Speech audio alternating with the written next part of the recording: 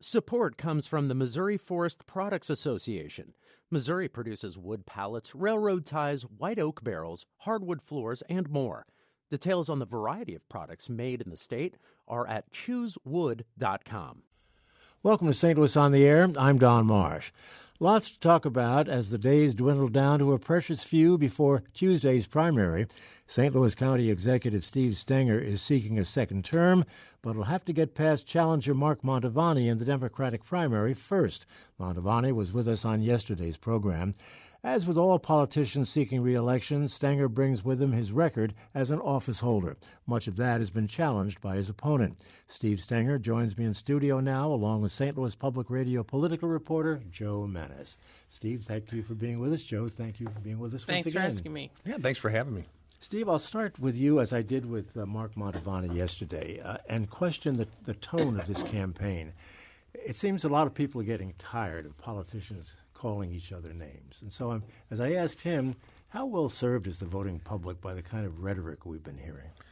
Well, in my campaign, what we have tried to do is rather than running, say, a completely negative ad, we've tried to draw comparisons between my opponent and me.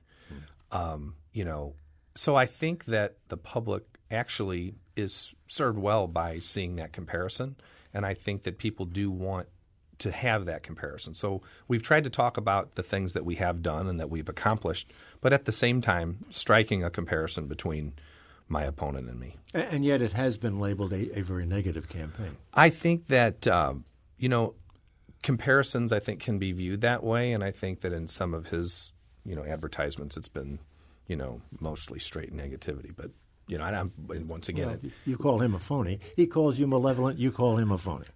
And there's more. Well, sure. And if you look at that, there is actually a comparative piece to that. And not to be argumentative, of course, but there is a comparative piece to that, though. And I think that it is important to understand, the various nuances. And I'd like to talk about some of those, on the air with you today. Well, one of the things that does come up and has come up is I think both the Post-Dispatch and Mr. Mantovani have labeled the county government dysfunctional and basically basing that claim on your relationship with the county council, which has not been terribly positive. Well, I think that to call county government dysfunctional is really a complete mischaracterization. And if you look at the things that we've achieved over the last 3.5 years, it's evident that that's just simply not the case. Mm-hmm. And I think that there is this is not conspiratorial. There is a level of certain coordination between my opponent's campaign and, frankly, the Post-Dispatch. Mm-hmm. I don't think that it's a secret that they certainly haven't held back any criticism of me over the last 3.5 years. And I think that he's been able to, kind of ride that with the Post-Dispatch. And I think at some level there's a little bit of coordination there. But if you look at the magnitude of what we've been able to accomplish in the last 3.5 years, I think this government is anything but dysfunctional. And I think, in fact, it's a progressive government that has gotten a lot done.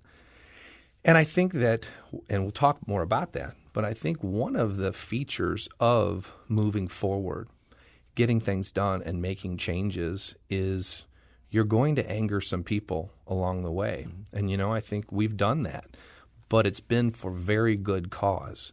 You look at something like Northwest Plaza, where St. Louis County made an investment in a community that is in many ways has been disenfranchised from the rest of the county. We made a major investment there, but we made an investment in a market rate lease. It's $18 per square foot. The average rate in St. Louis County, North St. Louis County, is $18 a square foot, and we have Class A space there. We made a 20-year lease. We invested heavily in the community, and we came forward with a beautiful facility that our residents and taxpayers can utilize. And like I said, it's a market rate lease. There isn't much to complain about there. The council certainly wasn't complaining about it when they voted for it 6-1. And then came election time. And about 3 months prior to the election, the Post-Dispatch started, basically critiquing it. And then my opponent, of course, jumped on that critique.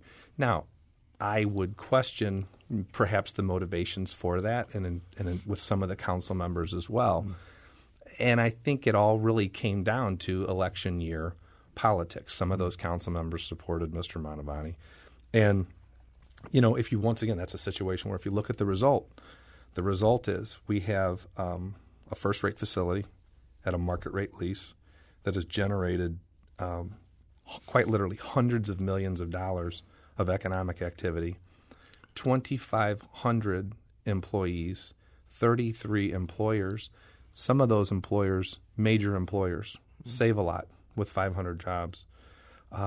American Family, Charter, and then not to mention a whole host of retailers that are in St. Anne and Bridgeton that would not have been there but for essentially the regeneration of Northwest Plaza. And once again, it's an investment in a community.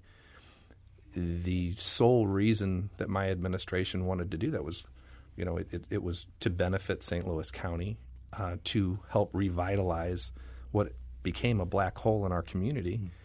And it resulted in, so many jobs and such great economic impact. It was quite literally a no-brainer. We had to do it. And, it's been, of course, critiqued by my opponent. Yeah, just stay with us one more moment with regard to the criticism. The criticism is that some sweetheart deals with your donors with regard to contracts, sort of a pay-to-play situation is what he is charging. And what I would say there is it's impossible really in St. Louis County government to have that because the St. Louis County Council would have to be complicit. This isn't a deal that, frankly, I put together on my own. It's hardly sweetheart. It's a market rate lease at $18 a square foot when the rest of North County is for average space paying $18 a square foot. This is $18 a square foot for Class A office space. And once again, 6 members of the council approved of it, 1 disapproved, so it was a 6-1 vote. So, it would take all of the council members being complicit in this, quote, pay-to-play scheme, which simply wasn't the case, and it's a fiction. And that's Mark Mantovani, I think, trying to get elected, frankly. Joe? Well, I think, part of the focus is on the fact that you did get a lot of campaign donations from the development, some of the major players in the development. Now, to be fair, at least they're public. I mean, nobody's accusing you of hiding anything. No, they were public, and Joe, they came long before that development, and they continued after. That it wasn't as if someone gave me campaign contributions so I would do something, and then I did it, and then that was that. I mean, these were supporters who had been supportive for a very long time, and I would imagine would probably be supportive in the future because I think they like, what they're seeing going on all over St. Louis County. We've had $5.7 billion of economic activity. And this isn't a situation where we focus that economic activity in our richest neighborhoods. We've focused that economic activity and the development and the revitalization in neighborhoods that have been hit really hard, like St. Anne. And we've done some things in other areas too. We have a $772 million expansion right in the heart of Clayton with Centene. And all of these various things that have happened haven't happened on their own. They've happened because we work very hard with our local companies, with our local CEOs to encourage them to stay here in St. Louis, to expand here in St. Louis. And we've worked very hard at that. And, when you take a company like Centene, not only did they expand in Clayton, but they also expanded in Ferguson, put together a $26 million facility in Ferguson that, was jobs for the local community at a time that we really needed it. So those are the kinds of developments that we want to see, and, being the county executive, it's a job where you are going to get campaign contributions from people in the community because people in our community care about our community. And these aren't in any way self-enriching campaign contributions. They're merely to a campaign. And, that campaign is what's utilized to, strive for reelection. So there's, I think that, and as you said, it's all very public and very open. But as the county executive, you're the chief elected official in the county. You're going to get campaign contributions from people who care about the community. But now there is a question being raised because you moved some county operations to the Northwest Plaza site.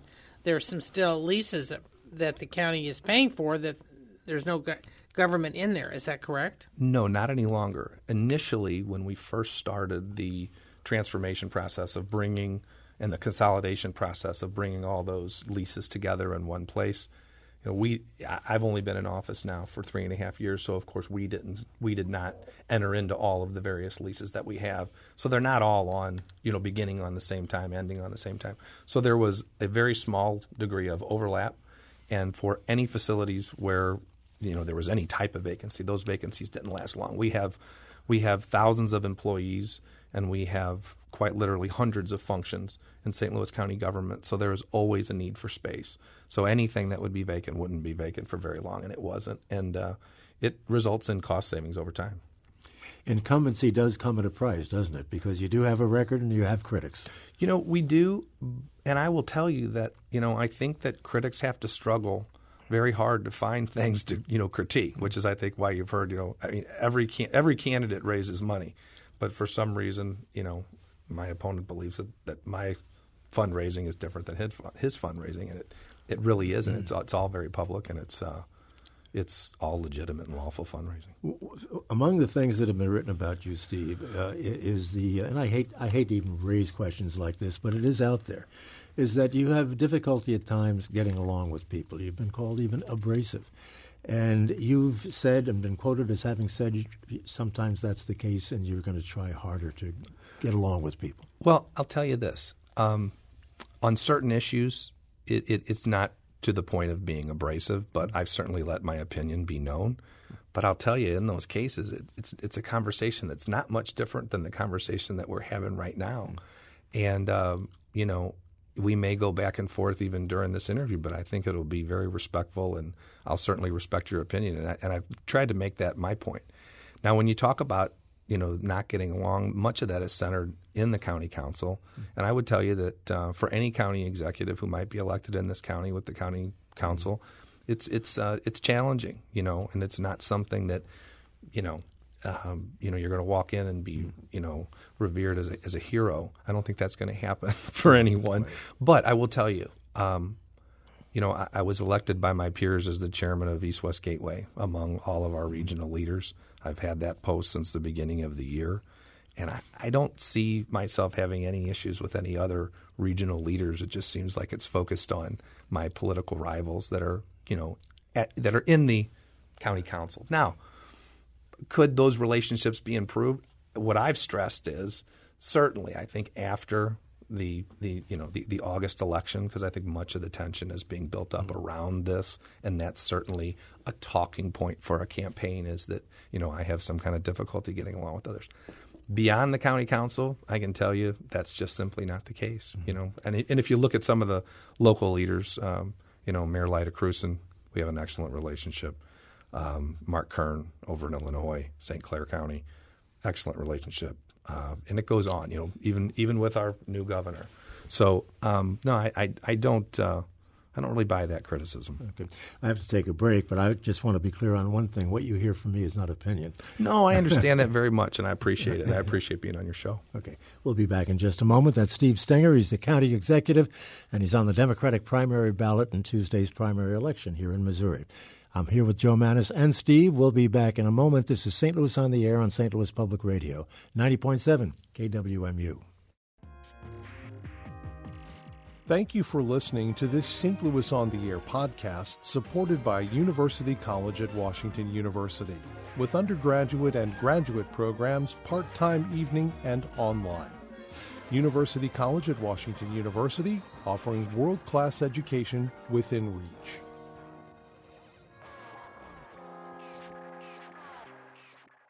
And welcome back as we continue our conversation with Steve Stenger, the St. Louis County Executive, who is in the Democratic primary this Tuesday. He is seeking re-election. He is with me in studio, as is Joe Maness, St. Louis Public Radio political reporter. Joe, go ahead. Okay.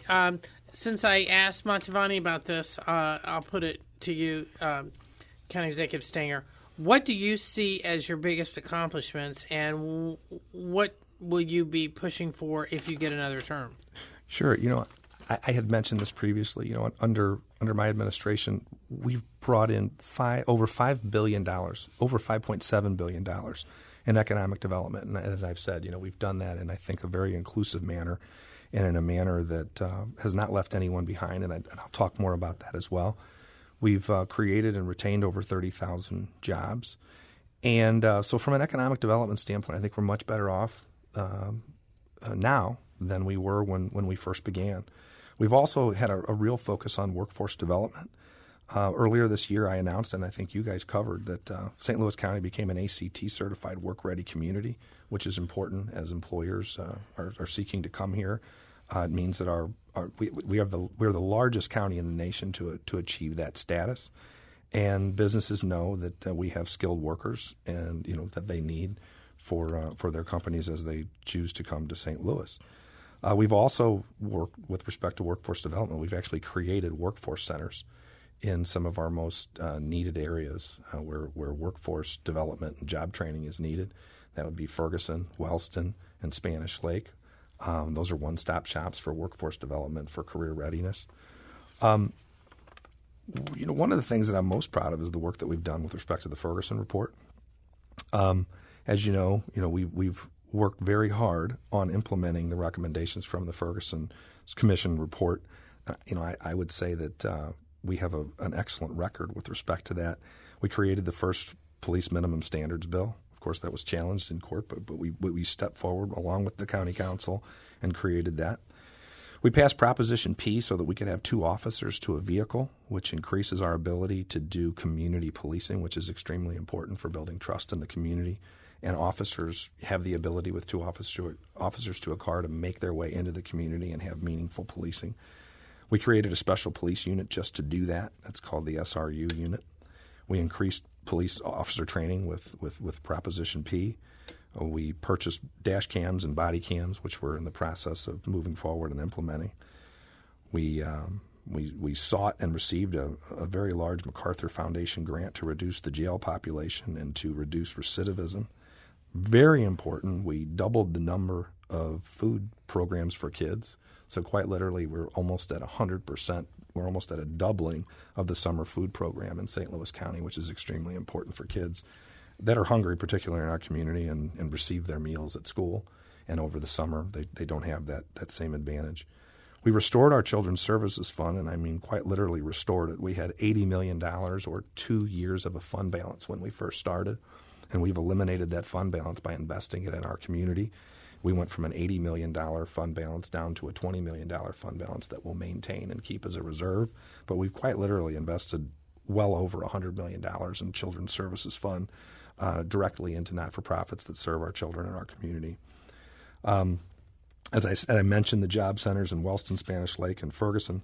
One of the first things we did to quarterback many of these activities was to create an Office of Community Empowerment. And we have created, expanded, and fostered one of the nation's largest promise zones, which has resulted already in over $60 million of federal grants that are directly implemented in the promise zone, which is much of North St. Louis County and just about all of North City. And we actually joined those into one very large promise zone.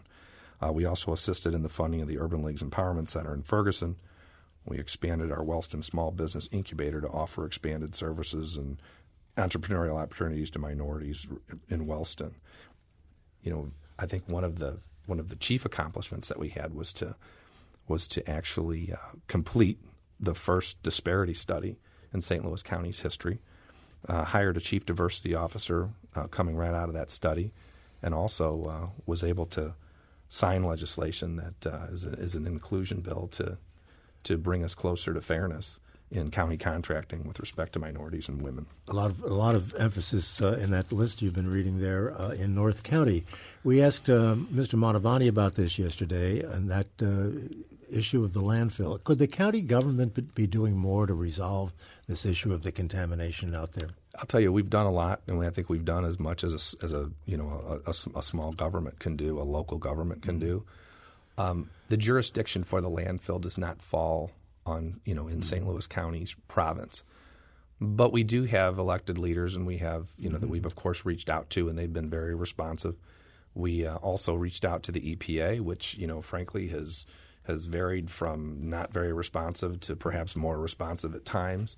But we've made our voice known there. When I was on the county council, we had passed resolutions. Since I've been the county executive, we've encouraged resolutions to be passed, which have been passed, basically letting our voice be heard. With respect to the things that we can do through our health department, we've done that. We have representation at virtually every meeting, every community meeting that's been held.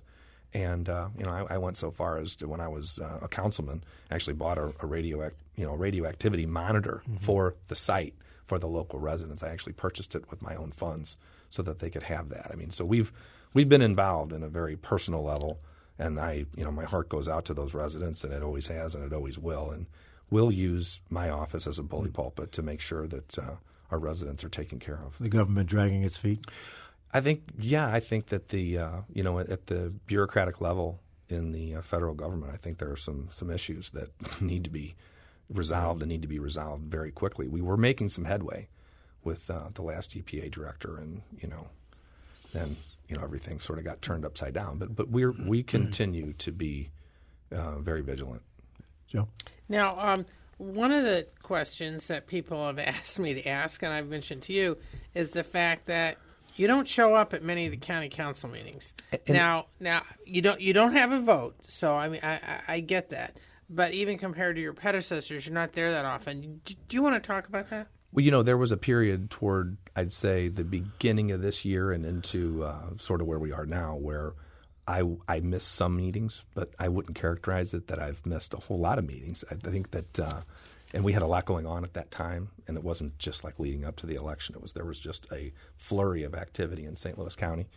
So on those evenings, I'm doing the business of St. Louis County. This is very much a 24/7 job, and at the county council, I don't vote, and there's a public input, but there's really no public output. That's just not on the agenda. So it's not as if I would be answering questions or anything like that. That just, as you know, you've been to the meetings. That really doesn't happen. It's pretty much just votes on pieces of legislation. So where my time I thought was better spent in the community, one of the evenings was installing air conditioners during our heat wave and trying to make a statement that, hey, this is something that's important to our community. Please help, come forward with contributions for cool down.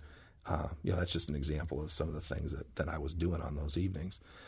So I try to make the best, judgment that I can with respect to where my time is best spent in making an impact in the community. And sometimes, if it's going to be a quiet night at the county council and they're just going to be voting, I've done my best to be where, I would be best maybe implemented. I did have some more accomplishments that I wanted to talk about. One of the things is the opioid crisis. Yeah. And I think that something that is extremely important for our entire state was to have a statewide database that we could utilize to avoid, pill shopping. And we took an innovative approach in St. Louis County, and we created what has become really the state's database for, prescription drugs. We now have about 80% of the state's population covered by our program. About 90-some-odd% of the health providers in the state fall within the program now as well. So it's been a very successful program. And we also put Narcan in all of our police vehicles, which has resulted in about 100-plus lives saved so far. Just a couple of minutes left, and I'll refer to what Joe yesterday called the elephant in the room. You can't get out of a situation like this without talking about some consolidation, city, county, merger, call it what you will. Where are we on that right now? There's a study that is going to be released. It was conducted. It's a study that Mayor Cruson and I endorsed that Better Together is conducting right now. And that study is a study that will give us a menu of options. Currently we're probably overspending somewhere in the neighborhood of $700 million to $1 billion for duplication of services and layers of governments. Layers of governments. So this study, I think, will give us, some data upon which we can make a decision. It's not, for me, this isn't a gut-level decision. This is one that's really driven more by data. And then there's going to need to be a period of extraordinary public input what would you favor? And data sharing. What would you favor? A city becoming a municipality in the county? It's really too early to call. I think that, the city becoming a municipality of the county really doesn't solve our problems with respect to layers of government, really. Yep. I don't think it does. And I think from an economic development perspective, and I've done over the last 3.5 years, talked to a lot of CEOs, talked to a lot of people on the ground, a lot of site developers, and that's not something that's going to solve our issue. It's going to have to be something, broader. And from a budgetary standpoint, that could very well cause some significant problems for St. Louis County budget and taxpayers. Joe, if you have a question that can give us a 15-second answer, go ahead. Ask it. Okay, you want to? I don't know about that. Okay, a little bit of left field, but this was a big issue just a couple months ago, is the animal control facility in the county. There's been some controversy about it. You had made it a campaign issue back in 2014. You want to talk about that? Yeah, I can tell you that, and I'm very proud to say this, our euthanasia rate is at an all-time low. I mean, it's basically been reduced to a no-kill shelter level, and our live release rate is in the 90s as far as percentage points goes, which is incredible. I want to say it's about 95%. So we've made some major strides there, and it was, it took some time to do, but we were well on the way. Even, midterm, we were well on the way to where we wanted to be. So we've had some great results for animal welfare there. We're going to have to leave it there. I'm afraid our time is up. I can only say that if I had known you were installing air conditioners a few weeks back, I'd have given you a call. Steve Stenger, our guest. He is the St. Louis County Executive, and he's running in the Democratic primary on Tuesday. Thank you very much, Steve. Thank you very much. Thank you. This is St. Louis on the Air on St. Louis Public Radio, 90.7 KWMU.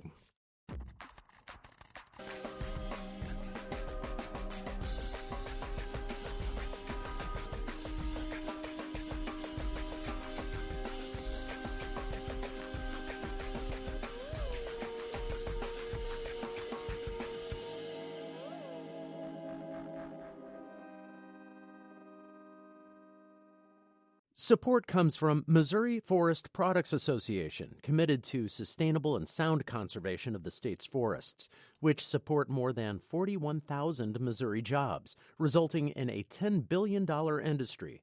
ChooseWood.com.